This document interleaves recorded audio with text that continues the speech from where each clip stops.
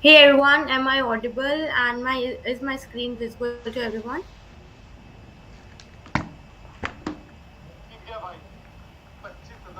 You can just let me know in the live chat.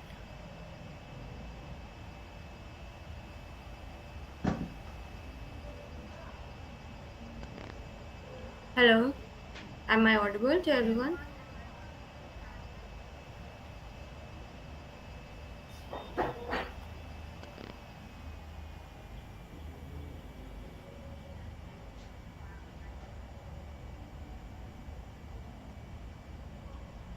Okay, great. So today's topic of discussion we'll be taking is apart from the question, we'll be discussing that how you can ace the interview. Like lot of us know the DSA, we know the theory subject, but still we are not able to perform well in when it comes to interviews, right? So what you can do is in terms of that, I follow the strategy or the trick that explain it to yourself. Whenever you are studying something, whenever you are preparing something for the interview, just once explain it to yourself in a way that you will be explaining to the interviewer. This will help you to gain the confidence, to gain the knowledge over the topic, and it will make you confident that yes, you know this topic and you can explain it to the interviewer as well. Suppose you have this question, then after solving this question, after making the notes, just go through the notes and keep in mind that how you'll be explaining the interviewer. Just keep two three pointers that you will be adding this, that will you will be adding that, and you will be going through this approach. First you'll be explaining the brute force, then you will be optimizing that, and you'll be using this trick, and then you will be telling him the most optimal solution using this phrase, and this way it will help you to ace the interview. This tricks will definitely help you, whether it is a theory, whether it is a DSA coding or anything. When you know how to explain, then it will definitely help you in the time of interview. So this one trick you can use at the time of interview. Other than this, stay calm during the interview. Like if it's a coding interview, then it's very necessary. So let me tell you one thing. Like my first internship interview was with Oracle, and that since that was my first, so I was really scared. And due to the fact that I was scared, I wasn't able to solve the question there. I knew the solution, I knew everything, but at the time of coding, I messed up there very badly. I wasn't able to solve. I wasn't able to code well. So this happens, and that is why staying calm is other very important aspects of coding or interviews. Other than this, if you want to ace, then can focus on your soft skills as well, like English. It's not mandatory, but if you know English, then it helps you to explain the things better, right? Like obviously you will be talking in English to the interviewer, and if you don't know the English, then how you'll be explaining the things. So explanation becomes better when it comes to the soft skills. So you can work on that also.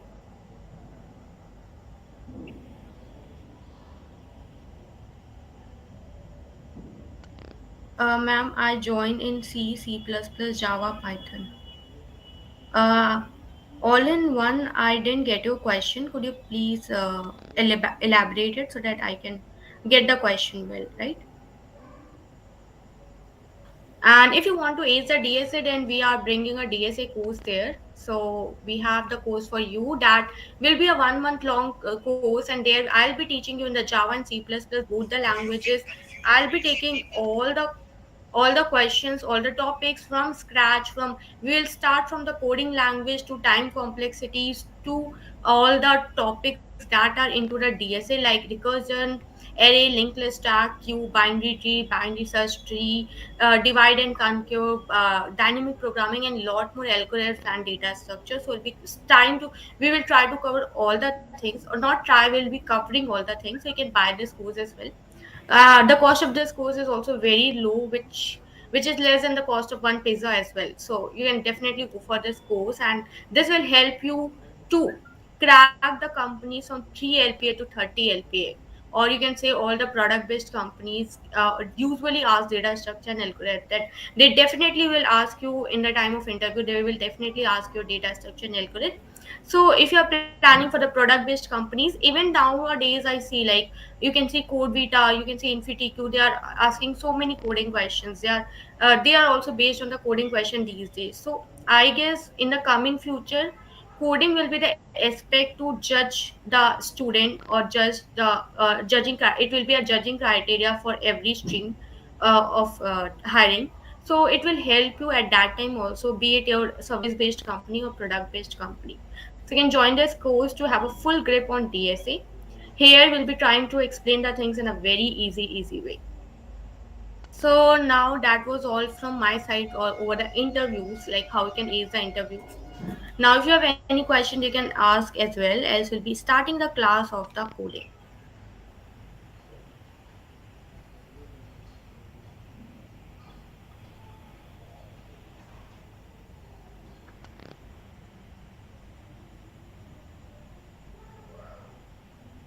Oh, so since you are joining the course of particular language, so language in the language course they will never teach you DSA, I guess. So if you want to particularly learn the DSA, then this course is for you. In this course, along with DSA, I'll be covering the language as well, because I saw most of the students don't know the language. So I'll be starting with the language and then gradually we'll be moving on to the DSA part. So if you want to get good on the coding, if you want to learn the things which are being asked in the interview of the product based company, then this course is for you.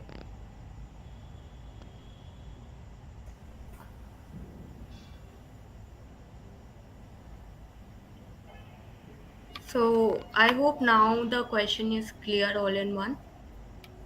And by the way, nice name.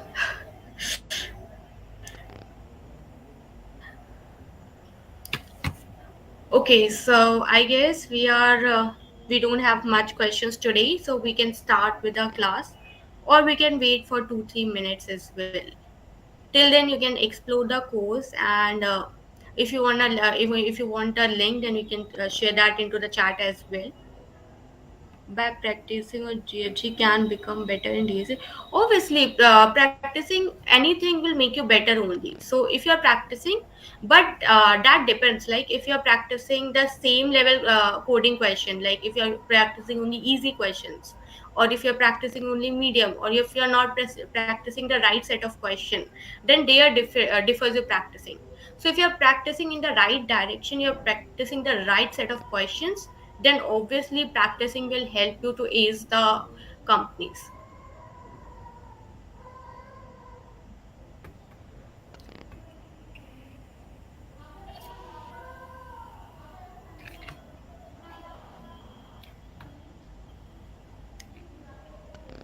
Any more question? If you have anything related to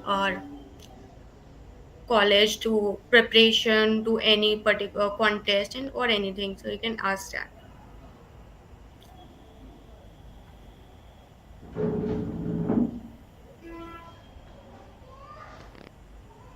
Okay,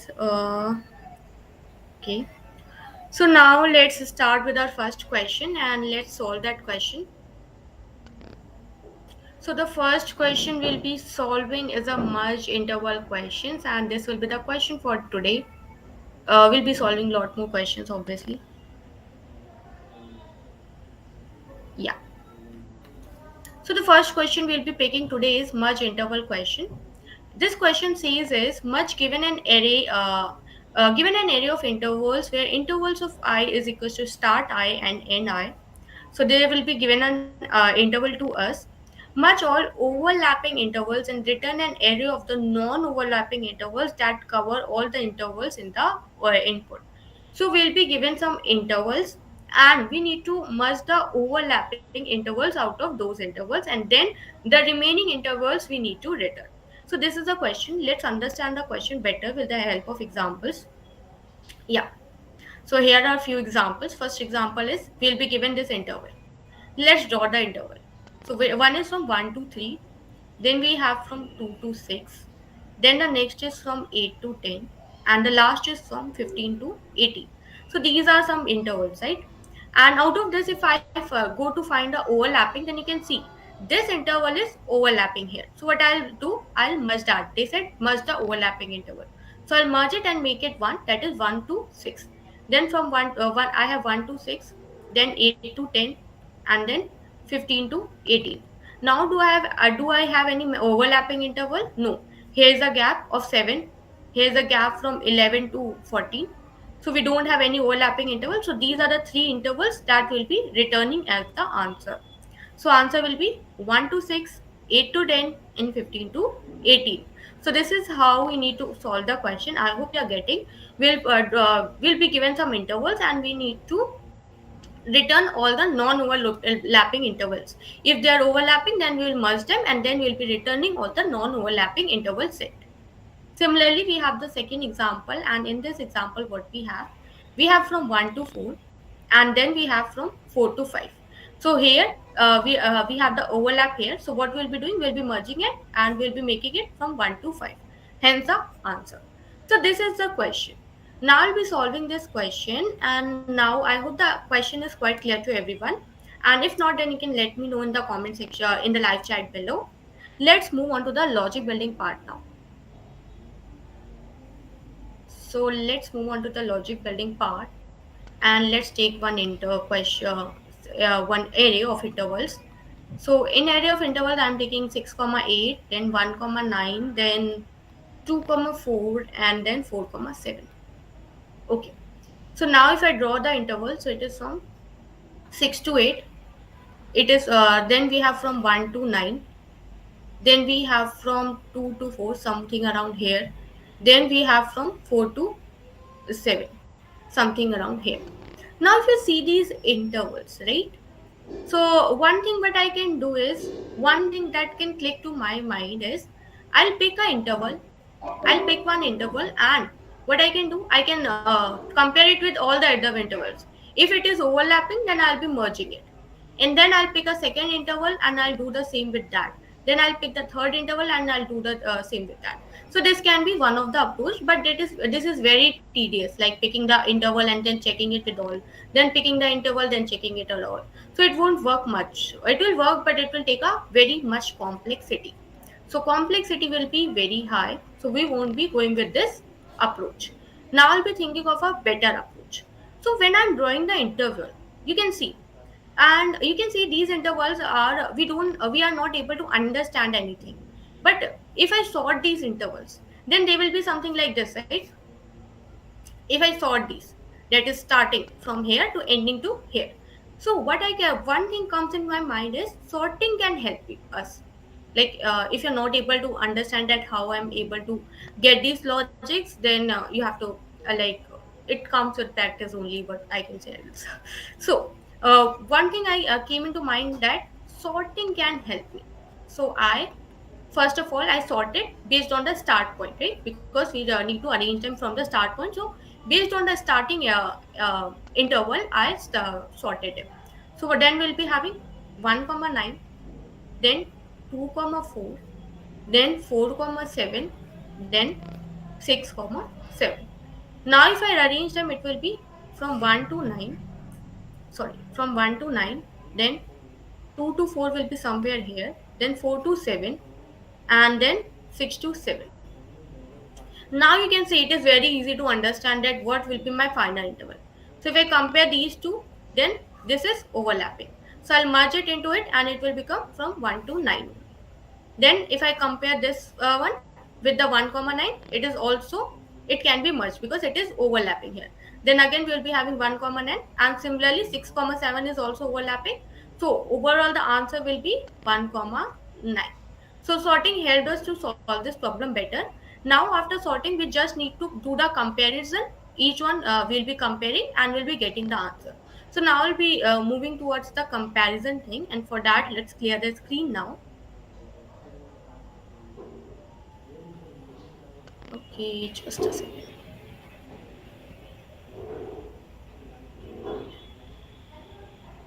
Okay. So after clearing the screen, writing the question again, and this time I'll be taking other interval, that is 1 comma 3, 2 comma 6, and then 8 comma 10, and then 15 comma 18. So I'll be taking this question, the previous example we have already taken when we were discussing the questions, right? So let's draw the intervals, and then 1 comma 3, after that 2 comma 6, then 8 comma 10, and then 15 comma 18. So they are already sorted, we don't need to sort them. Now what we'll be doing, we need to compare them. So how can we compare, how will be comparing one interval with the other? We need to compare the end point of the first interval and the start point of the second interval, because this is what will tell us, right? Because if the end point, if if first interval is ending after the second interval, after the start of the second interval, that means they are overlapping, right? This 1 to 3 is ending at 3, but second interval is starting at 2 only, so that means they are overlapping here. So what we'll do, we'll compare these two, and if first interval's end dot end is greater than second's dot start, then that is the case of overlapping. So what we got, that at each interval, we'll be checking whether overlapping or not. So we'll be getting two things, either they will be overlapping or not overlapping it, or not overlapping, non-overlapping. So these can be two cases, and how we'll be checking? Here what we'll be checking, if first dot ends is greater than second dot start, right? If the ending point of the first interval is greater than the starting point of the second interval, then we can say that they are overlapping. And similarly, for the non-overlapping, there will be vice versa. That is, if first interval's end is less than second interval's start, which is this case. If I take these two, then this will be the first interval's end, and this will be the second interval start. This is less, and they are not overlapping, because we can say that there is a gap in between them. This is starting after the end of the first interval, so they can never overlap. So we got this case, and here we got the overlapping. Now if they are overlapping, then we need to merge them, right? There will be a merging condition. So here we need to merge them. Once we got that they are overlapping, we need to merge them. Now how we can merge them? There can be two scenarios. One is this one, right?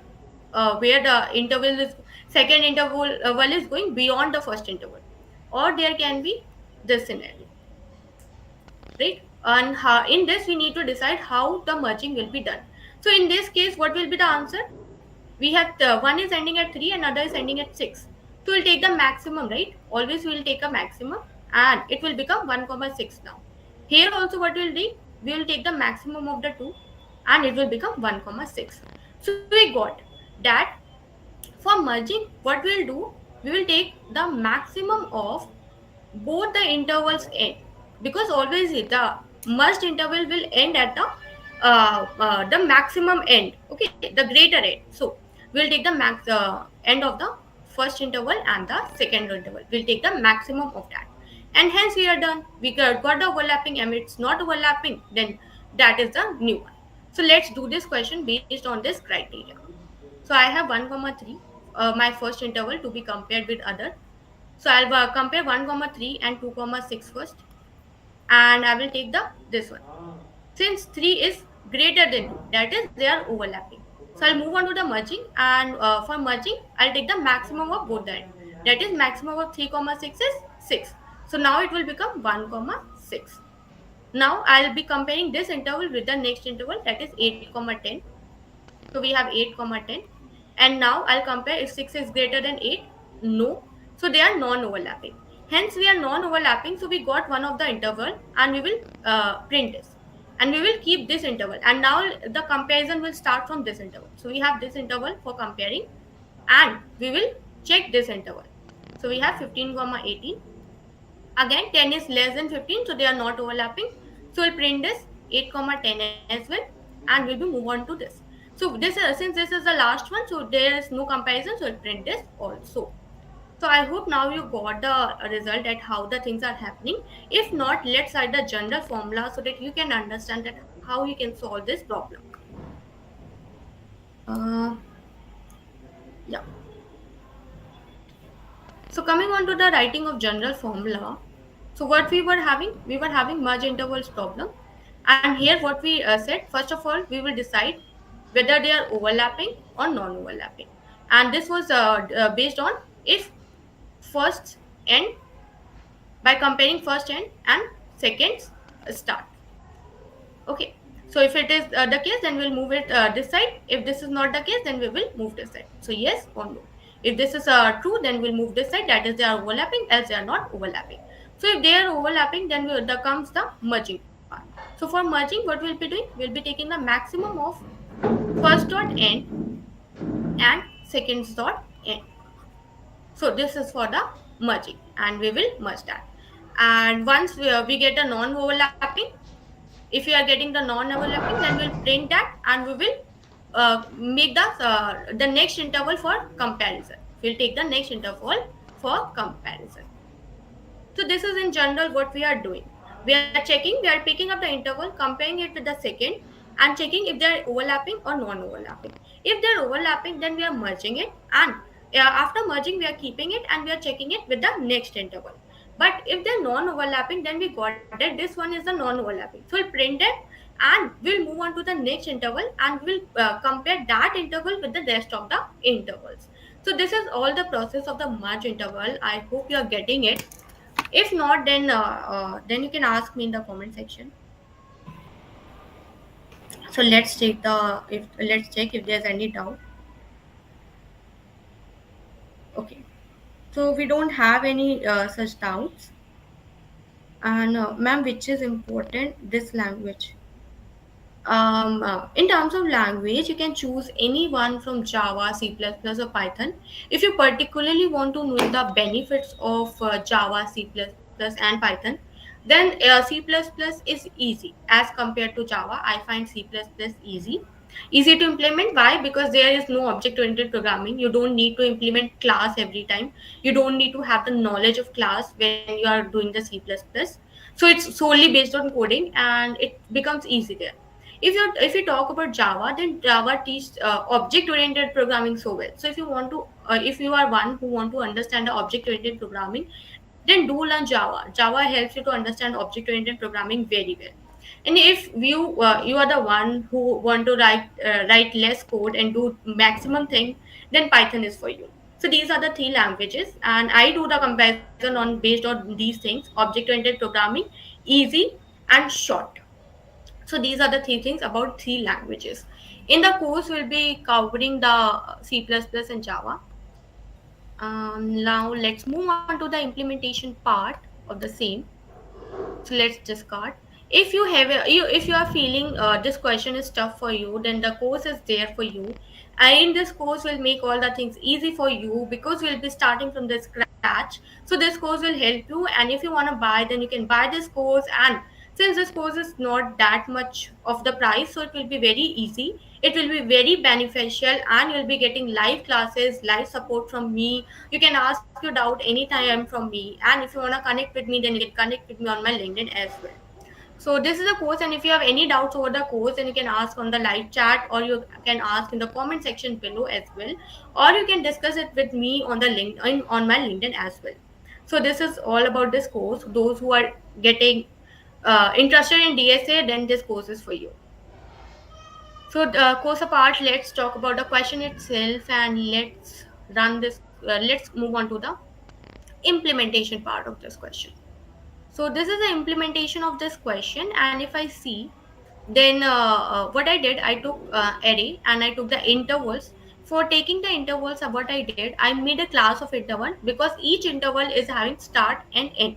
So I made a class interval, and I defined start and end.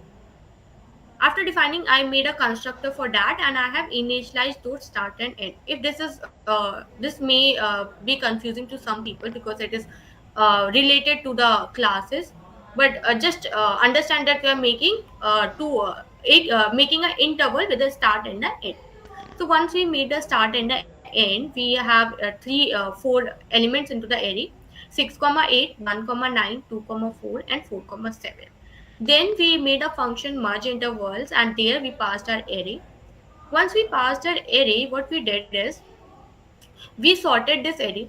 We already done, right? We need to arrange them into the increasing order. That is why we sorted. And since we are sorting based on the start, then we have to use the comparator as well. Comparator gives us a privilege to sort other than ascending or descending. So it helps us sort in our own way. So we use the comparator to sort the array. After sorting, what I did, I made an index 0, that is my first interval, which I'll be keeping, and then I started a for loop from 1 to array dot length, and then I started comparing, that is my first intervals end and the start, that we said we will compare if this is overlapping or not overlapping. So if it is overlapping, then I'll be taking the maximum of both the index and the i's end, so i's ends maximum. So I'll taking it and I'll add, here I'm merging the intervals, the current and the previous intervals we are merging it. Else if they are not overlapping, then I'll increase my index, that is I'll move on to the next, and now this interval will be compared with the others. So I'm comparing it and I'm storing that first index into the array index. Okay, so this is how I'm coding it, and after that I'm printing all the intervals, all the merged intervals. So this is how we are coding this question, and you can see that the code is a bit different from what we have discussed, right? In the writing it seems very different. So it's always important, whatever you are learning, whatever the logics you are making, always code that, because coding is a different thing and knowing the logic is a different thing sometimes. So let's run this now, and in between if you have any queries, then you can ask those queries as well.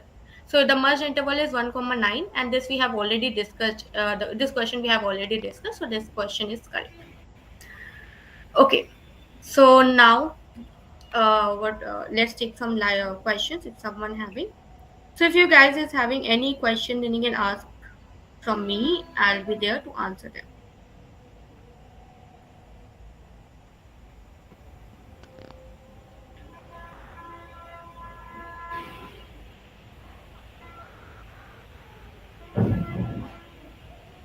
Also, if you want to connect with me on my LinkedIn, then you can connect with me as well. I'm pasting my LinkedIn link in the description box. You can use this if you are not able to search me on the LinkedIn. Okay.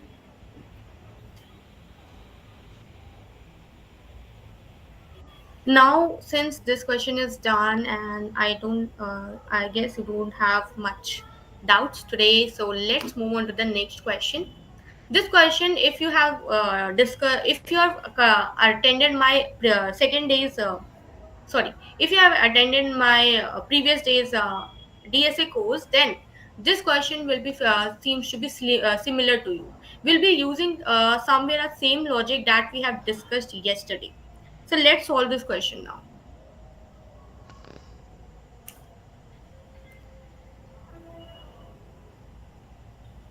Yeah. So we have this question, and here in the question we have minimum number of chairs required to ensure that every worker is seated at any instance. So here, I have picked this question, so that you can relate that how you can use the standard questions on the usual question, the story based question. How you can apply your standard question knowledge on the story based question. This question will teach you that. So what the question is, minimum number of chairs required to ensure that every worker is seated at any instant. So this is the question name. Now let's understand the question by the help of the theory given. Given a string S representing the record of workers entering and leaving the rest area, where E represents that a worker is entering and L represents worker is leaving the rest area. For each worker, one chair is required. The task is to find the minimum number of chairs required so that there is no shortage of chairs at any given time. So what will be given is, there is an area where workers are entering and leaving, and we need to ensure that there is no shortage of chair. So when a worker is entering, he must be needing a chair to sit, and when he is leaving, then that chair must be free, right? So we need to decide minimum number of chairs required so that all the workers are seated at every instance of time. Let's understand this better with the help of examples. So here's the input given, EELEE. So let's make the area. Okay. Always draw whatever the question is saying. Always write that into the copy. You'll definitely get something. You'll definitely get logic out of that. Okay. Now they said a person is entering. So first person entered, right? He entered. So what I did, I arranged one of the chair. I hope chair looks like this only. Okay. So I arranged this chair, and now the person is seated here. So how many chairs are needed? One. Then the second person came. So I arranged one more chair for him. Okay. So, and now he is seated here. So how many chairs I need at this instance? Two. Then person left. That is, this person leaves. Now this chair is empty. So now, at this instance, how many chairs I need? I need one chair. But the maximum chairs what we needed till now was maximum was two, because there was an instance when we needed two chairs. So right now we need just one chair, but there was an instance when we needed two chairs. Then a person enters, right? So he can sit here. He can sit here. Again, right now we need two chairs. Then one more person enters. So when he enters, I arranged one more chair for him, and he sat here. So now we need three chairs. So maximum chairs we need is three. So at total we need three chairs, so that at every instance all the person can be seated. So here a person is coming and leaving, and now you can start building a logic in your mind from this. That is adding subtracting. Did we this we did in one of the question we discussed yesterday. So if you are getting that question in your mind, then you can let me know in the chat also. Similarly, we have this question, and let's make one more area. So here a person entered. Okay, and at this time we needed one chair, so maximum chair we needed is one. So here that person is leaving.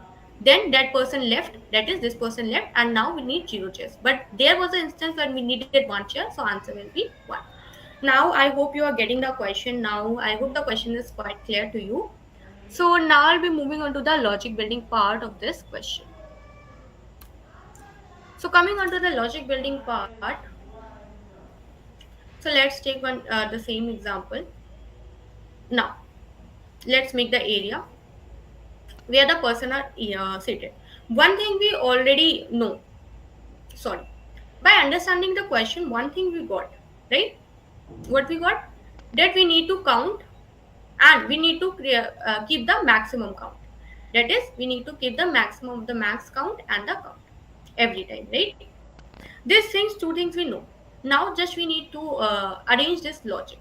So what was happening? When the person was entering, chairs was increasing. So entering means chair was increased by 1. Leaving means chair was decreased by 1. And now if you remember, this we did into the enneagram. The similar things we did into the enneagram, and that is why I say always at the general formula. I always keep in mind general formula because it helps. So in enneagrams also, what we were doing, whenever for the first string we were increasing, for the second string we were decreasing, and here that first string is our e's and the second strings are the set of s. For all the entering we were increasing, for the all the leaving we are decreasing. And you can now relate, now you'll be able to relate this question to the enneagram questions, I hope. So now let's do this question, and now I hope this question became very easy to you as well. So we have entering. So whenever, so now what the question became, whenever enters +1, whenever leaves -1, and each point keep the max count. That is, max count will be the maximum of max count for the and the current count. So we got the logic. Let's understand. Let's apply this logic. So first person enters, arrange the chair, and he entered. So what we'll be doing? Let's keep our count and the max count. Max count is right now 0. Current count is 1. So person entered, count became 1, and now we took the maximum of the max count and the count, so it will also be 1. Again the second person entered, so I made him seated on the chair, and now the count is 2. So the max count will also be 2. Similarly, the person left, that is, this person leaves. So we will take the chair out of this area. We are removing the chair only along with the person. So now the count will become 1, but maximum count is 2. So we won't be updating this maximum count. Again the person entered. So now again along with the person we are bringing the chair. So now the chairs are 2. So again increasing the count. Max count is already 2. No need to update. Then we have E again. So the person enters, and along with the person we are entering the we are putting the chair also. So now we need 3 chairs, so we'll be increasing the max count also. So the general formula, if I write, is the general formula is for E +1, for L -1, and keep the max count. So this will be the only general formula that we have already wrote. Now, so you can, if you think this question in the real life, you are doing what you are doing. There's a room, and out of the room there are plenty of chairs already there. Okay, when a person is entering from the room, from outside, you are giving him chair, that is, take it with along with you, and when he is leaving, he is bringing the chair back. So this type, you can think this question, and it will be very easy to build a logic for this question. So we have related this question with two ways, one with the standard question anagram and one with the real world scenario. So whenever you are solving question, these are the two aspects you can use to solve the question also. One is to always try to relate a question with the standard question that you have already solved, because one question helps you to solve plenty of questions. So always try to relate the problems to problems. Whatever problems you are doing, always try to relate them together. And second is always think as much as you can think in the real world scenario, because then it becomes easy for you to relate and to build a logic. Logic is nothing, you know how you need to go into the question. So if you are going into the real world in terms of the question, then it will be very easy to build a logic as well. So I hope this question was also clear. Now I'll be moving. If you have any doubt, and if you want to know anything else, then you can let me know in the chat below. So now what we'll be doing now, let's get out of this, and um, yeah, just a second.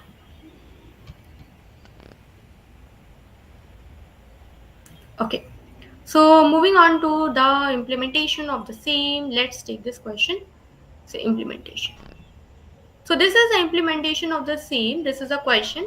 So what we took the same string, then we made system.out.print, and inside that we wrote the function find minimum chairs, and in the minimum chairs we have passed this s, that is this string.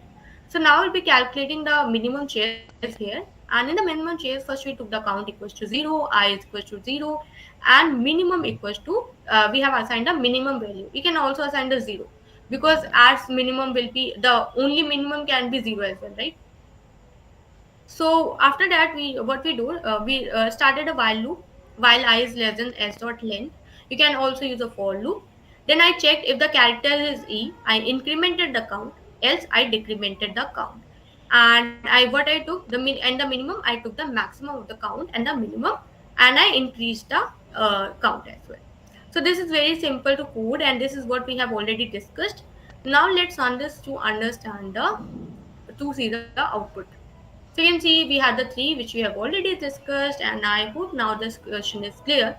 So if you want the same type of learning, and if you are getting to, if you are understanding these topics, if you are understanding what I am teaching, then I would suggest you to take this complete course, because it will help you to complete your data structure, to maintain your consistency over the coding, because many a times we do 2 3 questions and then we lose the confidence, and then we stop doing further questions. So this course will also help you in that aspects, and it will also help you to cover all the topics, whatever the topics are into the data structures and algorithm. So if you're interested, then you can definitely take this course. uh, so now we'll be moving on to this majority element, and this question and the previous question was also the code is almost same, but this question is quite different. So now we'll be solving this question, this particular question.